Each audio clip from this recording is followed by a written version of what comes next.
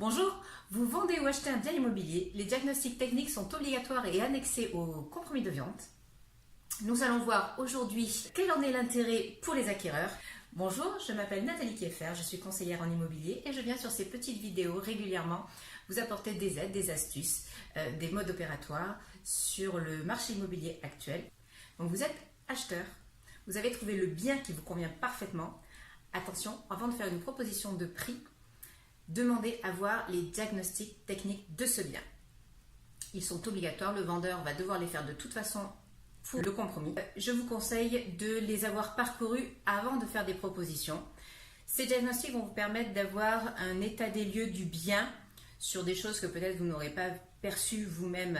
Attention, le vendeur a un devoir d'information, mais pas de mise aux normes. Simplement, c'est par souci de transparence et d'information pour l'acquéreur. Donc parcourez-les. Donc le seul qui va être contraignant pour vous par la suite, c'est s'il y a un assainissement non collectif, c'est-à-dire si le bien n'est pas accordé au tout à l'égout. Vous avez un diagnostic SPANC, ça s'appelle. Et là, s'il n'est pas aux normes, l'acquéreur a l'obligation de mettre aux normes dans l'année qui suit l'acquisition.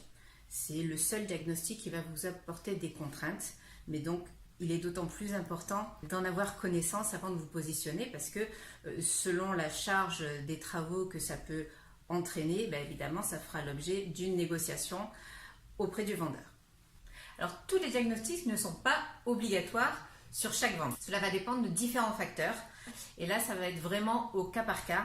Si vous êtes en projet d'achat ou de vente immobilière et que mes petites vidéos vous aident à y voir plus clair, n'hésitez pas à vous abonner sur ma chaîne YouTube, comme ça vous serez prévenu lorsqu'il y a de nouveaux posts. Et n'hésitez pas à mettre des pouces.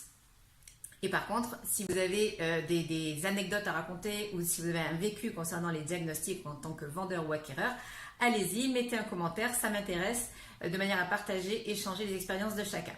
Je vous dis à très vite et je vous souhaite de bonnes ventes.